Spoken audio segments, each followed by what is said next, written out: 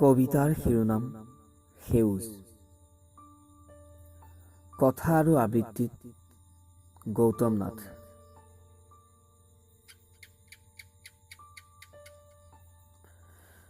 বৰষুণ জাকে বাট হেৰুৱালে হবলা,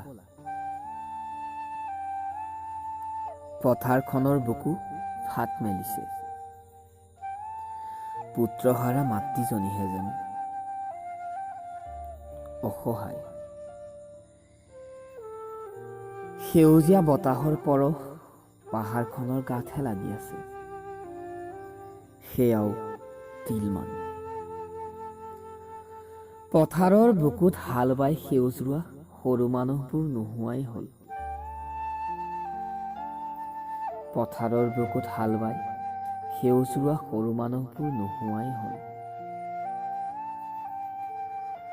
পুৱতি নিশা হালখন চাই হাঁহি মৰা মানুহবোৰ হেৰাই গ'ল। সপোনবোৰ সিহঁতৰেই আছিল। হাকিম উকিল পৰিয়ালৰ বংশধৰ হ'ব। ডাঙৰ মানুহ, ডাঙৰ ঘৰ, বৰ বৰ নাম। সেউজকনো উপজাব কোনে? বোকা মাটি চুবনো কোনে? তেজৰঙা বেলিৰ তলত ধান পাতৰ ফাকেৰে হাঁহি মৰা দাৱনীজনীকনো চাব কোনে?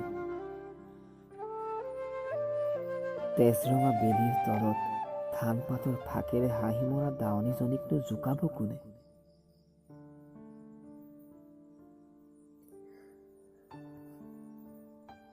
আজু ককাৰ ভঁৰালত বৰা জহাৰ গোন্ধ নোহোৱাই হ'ল।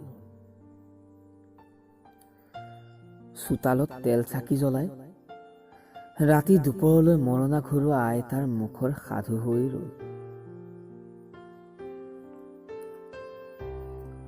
সৰু মানুহবোৰ আজি বৰ মানুহ হ'ল।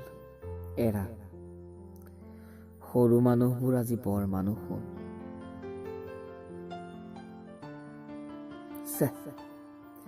পলমেই হ'ল। মাটিডৰাৰ বুকুখন শিল নহওঁতেই বতৰাটি দি আহোঁগৈ।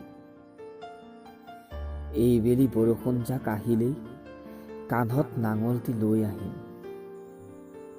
তাইৰ গৰ্ভত সেউজ উপজাবলৈ। আৰু এটা কথা, অট্টালিকাত মন নভৰা সোণালী গাঁৱৰ সৰু মানুহ মই। ভঁৰাল আৰু গোহালিতে সপোনে হাঁহে। আপুনিও আহিবচোন সোণালী গাঁৱৰ সৰু মানুহৰ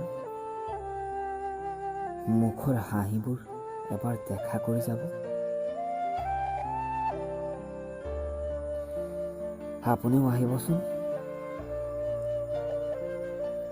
এবাৰ দেখা কৰি যাব সোণালী গাঁৱৰ সৰু মানুহবোৰৰ হাঁহিবোৰ।